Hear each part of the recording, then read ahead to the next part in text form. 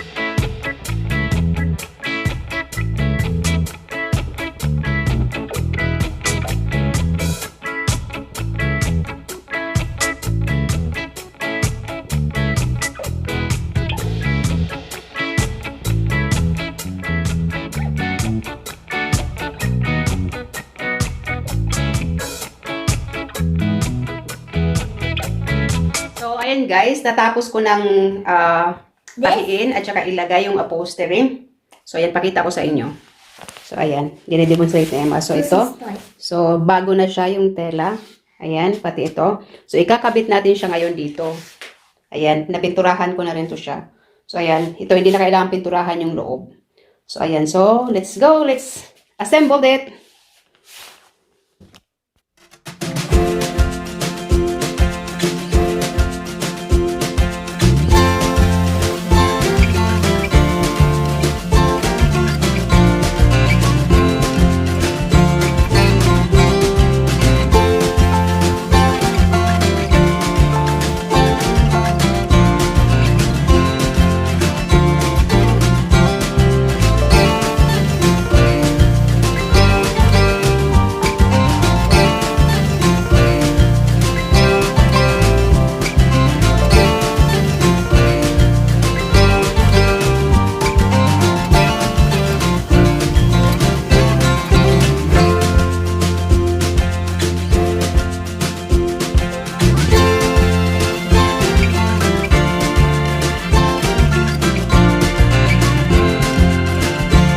So, ayan na guys, ang finish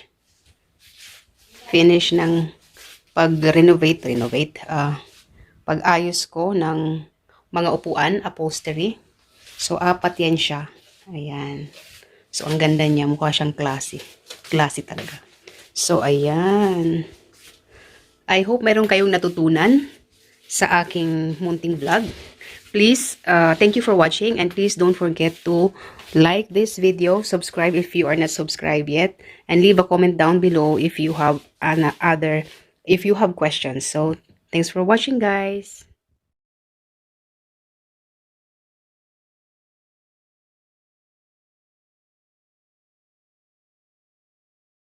Thanks for watching, guys. Don't forget to subscribe, leave a comment down below, hit the like button and notification bell. And for more video, just click on the two boxes on the right. See you in my next vlog. Bye!